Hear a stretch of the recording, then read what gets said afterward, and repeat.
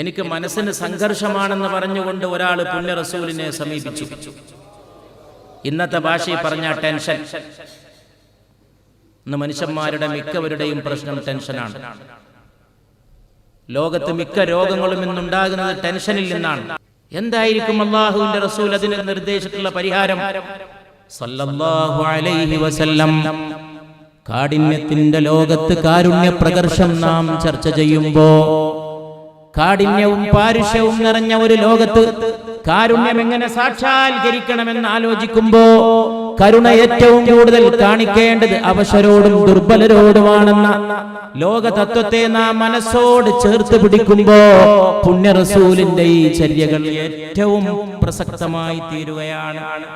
നബി സല്ലല്ലാഹു അലൈഹി വസല്ലമ അതിന് മറുപടിയായിട്ട് ആ മനുഷ്യനോട് പറഞ്ഞത്, നീ യതീമിനെ, അനാഥയെ പോയിട്ട് ചെന്ന് കണ്ടെത്തിയിട്ട് അവന്റെ ശിരസ് തലോടണം എന്നാണ് സല്ലല്ലാഹു അലൈഹി വസല്ലം.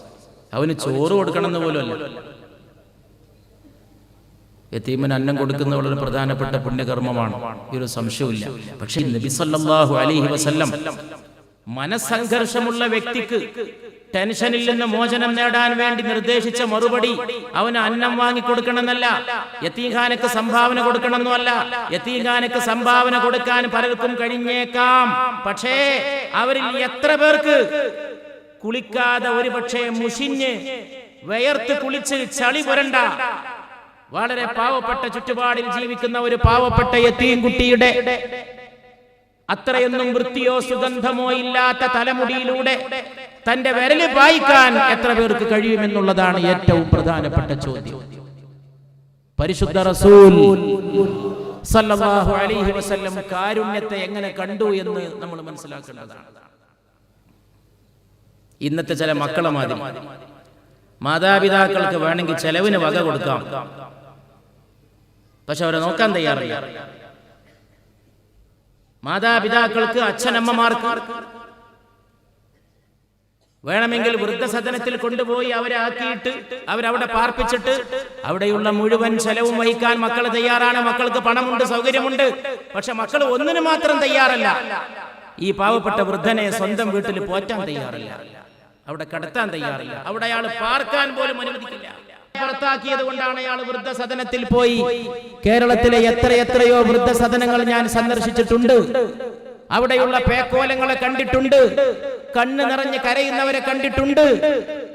ഐസ് കട്ട പോലെ ഘനീഭവിച്ച ദുഃഖമായിട്ടിരിക്കുന്ന പാവപ്പെട്ട അമ്മയെ, പാവപ്പെട്ട അച്ഛനെ, പാവപ്പെട്ട ബാപ്പയെ, പാവപ്പെട്ട ഉമ്മയെ കണ്ടിട്ടുണ്ട്. അവർക്കൊക്കെ മക്കളുണ്ട്. ആ മക്കളെ പറ്റി പറയുമ്പോഴേക്ക്, ചോദിക്കുമ്പോഴേക്ക് അവരുടെ കണ്ണുകൾ നിറയും.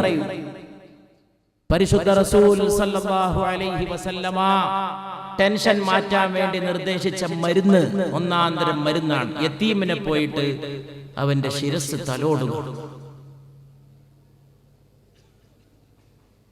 തലോടുന്ന മനുഷ്യന്റെ ടെൻഷൻ മാറിക്കിട്ടുമെന്ന് മാത്രമല്ല, തലോടുന്ന പാവപ്പെട്ട കുട്ടിക്ക് ഒരു പിതാവിന്റെ ലാളന അവന്റെ ശിരസിൽ അവൻ അല്പസമയത്തേക്കെങ്കിലും അനുഭവിക്കും. അത് കാണുകയാണ്, അതിനെ പ്രതീക്ഷിക്കുകയാണ് ലോകഗുരു പരിശുദ്ധ റസൂൽ സല്ലല്ലാഹു അലൈഹി വസല്ലമ.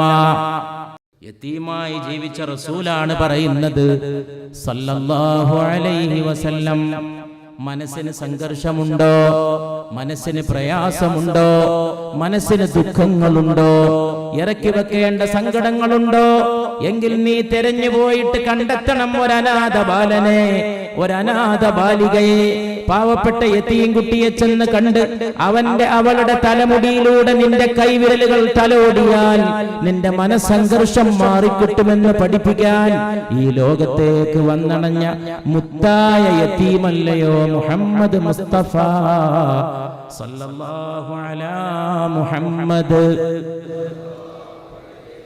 സല്ലല്ലാഹു അലാ മുഹമ്മദ് സല്ലല്ലാഹു അലൈഹി വസല്ലം.